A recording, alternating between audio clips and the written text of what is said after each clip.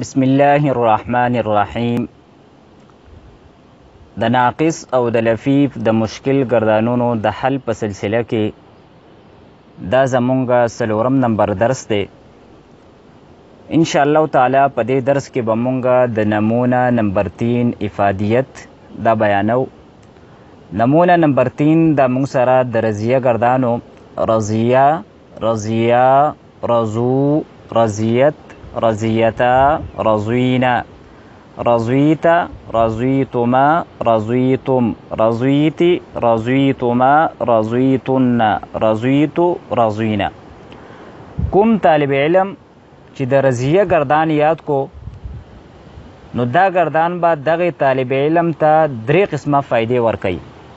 د ټولو نه لومبۍ فائده دا ده چې دغه طالب علم د ناقص خوا که ناقصی واوی وی او که یایی وی، او د لفیف خوا که لفیفی مفروق وی یا مقرون وی.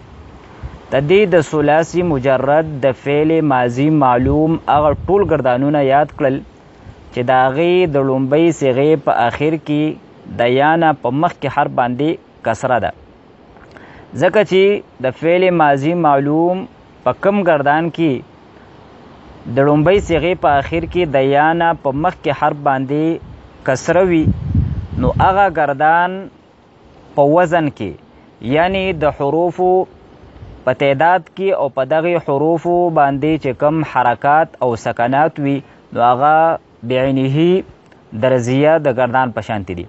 د دې نه علاوه د لومبي 2 حروفو نه وروستو چې کم حروف دي نو ته دغه گردانونو دغه حروف دا د رضیه د گردان په شانتې دي.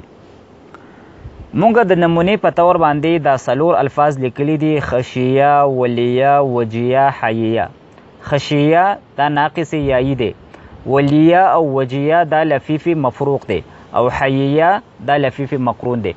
تدې گردان بعینه د رضیه گردان په شانتې دی، یعنی څنګه چې د رضیه گردان وزن دی نو دقسې وزن دا د خشیه، ولیه، وجیه او د حییه گردان هم دی. مثلا موږ د خشیه گردان کوو نو د خشیه گردان به موږ سره شي خشیه، خشیه، خشو، خشیت، خشیتا، خشینا، خشیتا، خشیتما، خشیتم، خشیتی، خشیتما، خشیتن، خشیتو، خشینا. که مونږ تاسو وګورو نو دلته چې دا کم الفاظ مونږ لیکلي خشیه، ولیه، وجیه، حییه، نو تدې وزن دا بعینه د رضیه په شانتې دی. په رضیه کې هم 3 حروف دي او په دې کې هم 3 حروف دي. په رضیه باندې چې څنګه حرکات دي نو هغسې حرکات په دې حروفو باندې دي. د دې نه علاوه د لومبي 2 حروفو نه وروستو په رضیه کې هم یا ده، په خشیه کې هم، په ولیه کې هم، په وجیه کې هم او په حییه کې هم. نو د لومبي 2 حروفو نه وروستو به ته دغې گردانونو حروف د بعینه د رضیه په گردان کې چې کم حروف دي د هغې په شانتې به وي.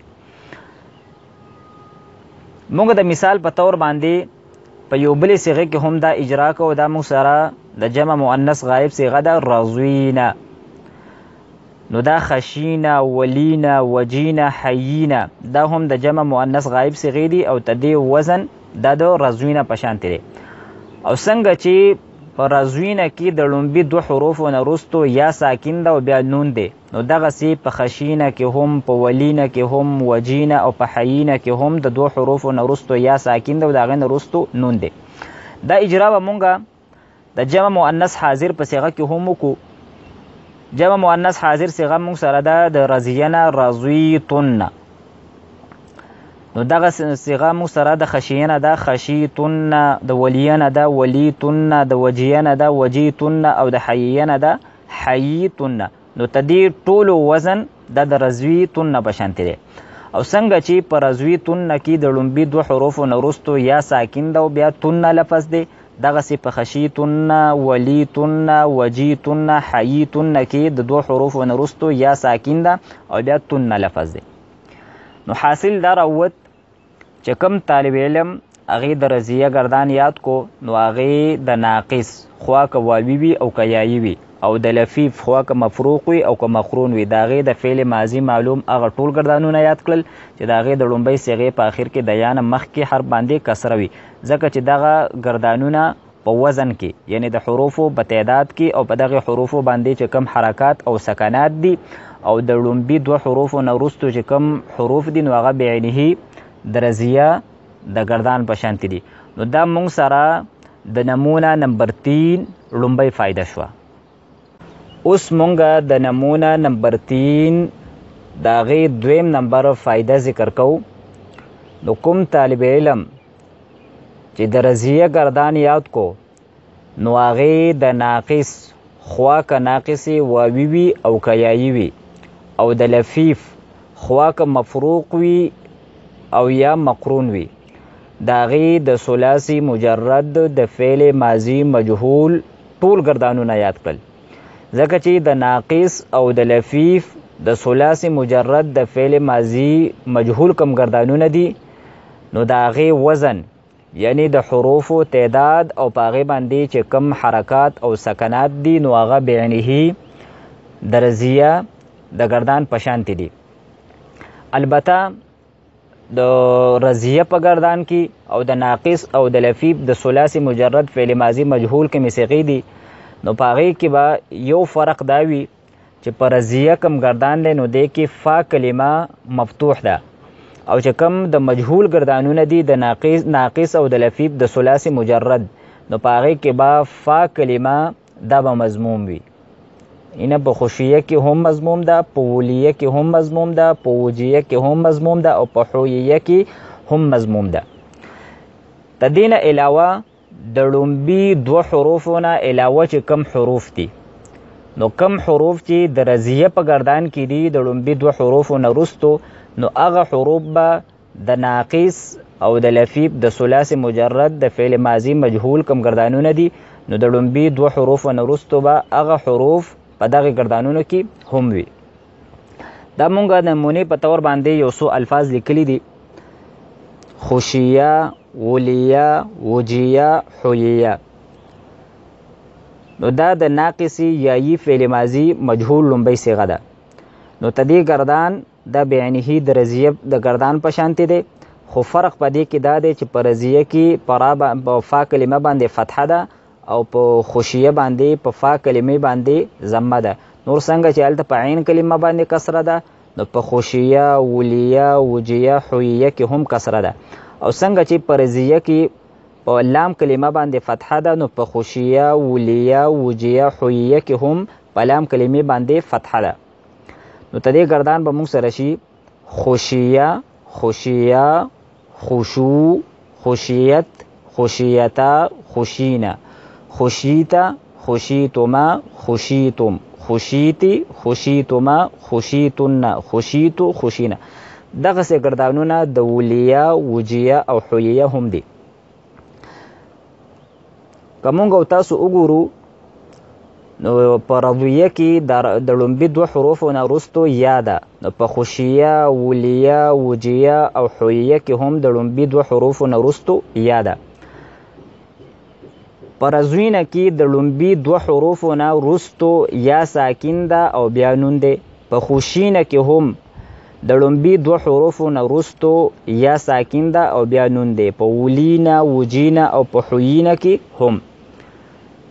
دا اجرا اوس مونږه په جمع مؤنث حاضر په صيغه کې هم کو. نو جمع مؤنث حاضر صيغه موږ سره د رضیه نه دی رضویتن. نو خوشیتن، ولیتن، وجیتن، حویتن. د دې وزن د رضویتن په شان دی خو فرق پکې په فا کلمه کې دی چې په رضویتن کې فا کلمه مفتوح ده او په دې مثالونو کې فا کلمه دا مضموم ده. او څنګه چې په رضویتن کې د لومبي دوه حروفو نه وروستو یا ساکن ده او د دې نه وروستو تن لفظ دی نو دغسې په خوشیتن کې هم د لومبي دوه حروفو نه وروستو یا ساکن او بیا تن لفظ دی. په ولیتن، وجیتن، حویتن کې هم د لومبي دوه حروفو نه وروستو یا ساکن دی او بیا تن لفظ دی. نو حاصل موږ سره دا شو چې کوم طالب علم د رضیه گردان یاد کو نو هغې د ناقص خوا که واوي وي او که یایي وي او د لفیف خوا که مفروق وي او که مقرون وي د هغې د فعل ماضي مجهول ټول گردانونه یاد کړل. ځکه چې د فعل ماضي مجهول کم گردانونه دي نو د هغې وزن یعنی د حروفو کم تعداد دی او په هغې باندې کم حرکات او سکنات دي نو هغه بعینه د رضیه په گردان باندې چې کم حرکات او سکنات دي د هغې په شانتې دي او هغه عمره حروف هم پکې دي خو فرق به صرف په فا کلمه کې وي. په رضیه گردان کې فا کلمه مفتوح ده او د مجهول کم گردانونه مونږ د ناقص او لفیف نه کوو د ثلاثي مجرد په هغې کې به فا کلمه دا مضموم وي. د دې نه علاوه د لومبي دوه حروفو نه وروستو چې کم حروف دي نو هغه به په دغه ټولو گردانونو کې هغه حروف وي کم حروف چې د رضیه په گردان کې دي. نو دا مونږ سره د نمونه نمبر 3 د هغې دویمه فایده وه. اوس مونږ د رضیه گردان دریمه فایده ذکر کوو.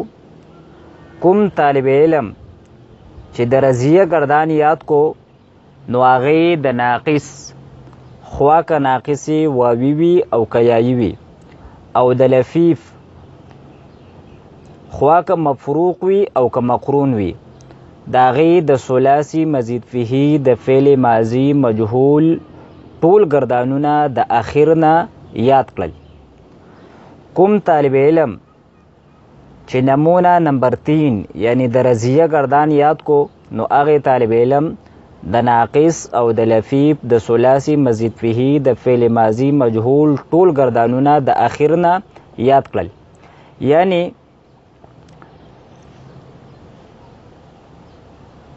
د رضیه گردان او د ناقص او د لفیف د ثلاثي مزید فیهی کم گردانونه دي هغه به د اخر نه یو شان دي. څنګه چې کم حرف چې د رضیه د لام کلمې په مقابله کې او د هغې نه وروستو چې کم حروف دي بعینه هغه حروف به د ناقص او د لفیف د ثلاثي مزید فیهی د فعل ماضي مجهول په گردانونو کې هم وي. د دې نه علاوه څنګه چې د رضیه په گردان کې د لام کلمې نه مخکې حرف مکسور دی نو دغسې به د ناقص او د لفیف د ثلاثي مزید فیهی د فعل ماضي مجهول کم گردانونه دي نو په هغې کې به هم د لام کلمې نه مخکې حرف دا مکسور وي. مونږ د نمونې په طور باندې دا یو څو گردانونه د ثلاثي مزید فیهی لیکلي دي باب افعال تفعیل تفاعل او استفعال. باب افعال مثال مونږ سره دی اعلیه، د تفعیل دی سمیه، د تفاعل مونږ سره دی تولیه او د استفعال مونږ سره دی استحییه. دا ټول د فعل ماضي مجهول لومبۍ صیغې دي. نو اوس مونږ د باب افعال گردان کوو نو دا د اخر نه بالکل د رضیه به شانتې دی. مثلا مونږ ته دې گردان کوو نو مونږ سره به شي اعلیه اعلیه اعلو اعلیت اعلیتا اعلینا اعلیتا اعلیتما اعلیتم اعلیتی اعلیتما اعلیتن اعلیتو او اعلینا. نو کم حرف چې د رضیه د لام کلمې په مقابله کې دی بعینه هغه حرف د باب افعال تفعیل تفاعل او د استفعال د لام کلمې په مقابله کې به هم وي. که بالفرض د رضیه لام کلمه دا حذف شوي وه نو په باب افعال تفعیل تفاعل او استفعال کې به هم لام کلمه حذف کیږي. که بالفرض د رضیه په گردان کې د لام کلمې نه وروستو یو حرفو مثلا الفو نو په باب افعال تفعیل تفاعل استفعال او نور د ثلاثي مزید فیهی کم گردانونه دي نو په هغې کې به هم د لام کلمې په مقابله کې به یا وي او د هغې نه وروستو به یو حرف وي. مونږ دا یو څو الفاظ لیکلي دي نو اوس په دې کې مونږ دا اجرا کوو نو انشاءالله تعالی دا خبره به ښه طریقې سره زمونږ او ستاسو په ذهن کې راشي. د باب افعال لومبۍ صیغه ده اعلیه، د تفعیل ده سمیه، د تفاعل ده تولیه، د استفعال ده استحیه. نو تدې آخر یعنی لام کلمه په دې ټولو کې یا ده، یعنی څنګه چې په رضیه کې یا ده نو په افعال تفعیل تفاعل او استفعال کې هم یا ده. او د یا نه مخکې حرف چې څنګه په رضیه کې مکسور دی نو داسې په باب افعال، تفعیل، تفاعل او استفعال کې هم مکسور دی. دا اجرا اوس مونږ په جمع مؤنث غایب په صیغه کې کوو. نو د رضیه نه مونږ سره د جمع مؤنث غایب صیغه ده رضوینا. نو د باب افعال نه به مونږ سره شي اعلینا، د سمیه نه به مونږ سره شي سمینا، د طوولیه نه به مونږ سره شي طوولینا، او د استحییه نه به شي استحیینا. نو تدې ټولو ګردانونو لام کلمه او د لام کلمې نه چې وروستو کم حرف دی نو هغه د رضوینا د لام کلمې او تدې نه وروستو چې کم حروف دي بعینه د هغې به شانتې دي. او دا مونږ په دې سور مارکر باندې لیکلي دي نو تدې نه دا واضح معلومیږي. مثلا دلته لام کلمه په رضوینا کې دا یا او نون، نو په اعلینا کې هم دا یا او نون، په سمینا کې هم دا یا او نون، په طوولینا کې هم دا یا او نون، په استحیینا کې هم دا یا او نون. څنګه چې په دې کې یا ساکن ده او نون مفتوح دی، بعینه په دې مثالونو کې هم یا ساکن ده او نون مفتوح دی. دا اجرا اوس مونږ په جمع مؤنث حاضر په صيغه کې کوو. د رضیه نه جمع مؤنث حاضر صيغه مونږ سره ده رضویتن. په دې کې لام کلمه مونږ سره ده یا او دا ساکن ده او تدې نه وروسته دوه حروف دي، یو تا ده مثلا یعنی تن لفظ دی. نو دغسې په اعلیتن کې هم لام کلمه یا ده او تدې نه وروستو تن لفظ دی. په سمیتن، طوولیتن او استحییتن کې هم لام کلمې په مقابله کې یا ساکن ده او تدې نه وروستو تن لفظ دی. نو حاصل مونږ سره دا راووت چې کوم طالب علم د رضیه ګردان یاد کو نو هغې د ناقص خوا که واوي وي او که یایي وي او د لفیف خوا که مفروق وي او که مقرون وي، د هغې د ثلاثي مزید فیهی د فعل ماضي مجهول ګردانونه د اخر نه یاد کړل. یعنی او د اخر نه مطلب زمونږ دا دی چې د رضیه په ګردان کې لام کلمه کم حرف او تدې نه وروستو کم حروف دي بعینه دغه حروف به د ثلاثي مزید فیهی چې څومره بابونه دي په هغې کې به هم د لام کلمې په مقابله کې هغه حرف وي او د هغې نه وروستو چې په رضیه کې کم حروف نو هغه به هم وي. او دغسې څنګه چې په رضیه کې د لام کلمې نه مخکې حرف مکسور دی نو د ناقص او د لفیف ثلاثي مزید فیهی د فعل ماضي په مجهول په ګردانونو کې به هم د لام کلمې نه مخکې حرف مکسور وي. نو مثلا دا اوس مونږ د رضیه د اخر نه ګردان کوو نو دا به مو سره شي زیا، زیا، زو، زیت، زیتا، زوینا، زویتا، زویتما، زویتم، زویتی، زویتما، زویتن، زویتو، زوینا. اوس مونږ په اعلیه کې د دې اخر نه ګردان کوو نو مونږ سره به شي بالکل دغه زیه به شانتې لیا، لیا، لو، لیت، لیتا، لینا، لیتا، لیتما، لیتم، لیتی، لیتما، لیتن، لیتو، لینا. مونږه د میه نه کوو نو دا هم بعینه تدې به شانتې دی. نو میه، میا، مو، میت، میتا، مینا، میتا، میتما، میتم، میتی، میتما، میتن، میتو، مینا. نو دا مونږ سره د نمونه نمبر 3 د هغې دریم نمبر فایده شوه. مونږه د نمونه نمبر 3 د رضیه د ګردان 3 فایدې ذکر کړي او د دې ځای پورې مونږه د فعل ماضي مجهول کم 4 نمونې مونږه ذکر کړي وي د دعا، رما، رضویه او نحوه. نو هغه سر ته ورسېدی. نو کوم طالب علم چې دا 4 نمونې یادې کړي نو هغې د ناقص او د لفیف د هغې د فعل ماضي معلوم او مجهول ټول ګردانونه یاد کړل. انشاءالله تعالی آینده دروسو کې به مونږ د فعل مضارع د ناقص او د لفیف د فعل مضارع کم ګردانونه دي د هغې د یادولو دپاره به مونږ نمونې ذکر کوو او بیا به مونږ هره نمونه هغه په تفصیل او په وضاحت سره ذکر کوو. و آخر دعوانا ان الحمد لله رب العالمین.